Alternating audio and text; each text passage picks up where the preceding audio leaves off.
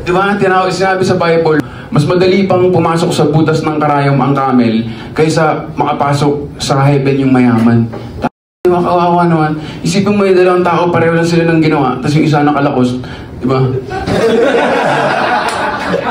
Diba? O ba't ka nandito? Sabihin ni San Pedro, may ligtas po ko, Lola, ganyan. Hindi mo ako tumawid. Diba? Tapos parang sabihin ni San Pedro, lakas yan, we don't like you kind around here, bo. Diba? Kakain ni chicken niya, diba? Pakaya, bo. Diba? Dahil lang mayaman, tapos alam mo yung may isa naka-pen shop lang, welcome my son.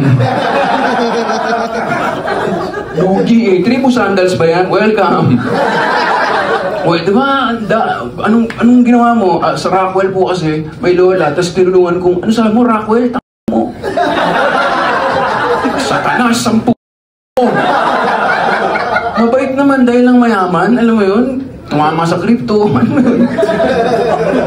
Tapos yung isa, anong ginawa mo? Anong nangyari sa'yo? Eh, kasi po nahulog ako sa escalator ng Evergodesco. Welcome, my son! Porque mahirap lang. Alam mo yun, di ba ginaglorify sa Catholic yung mahirap?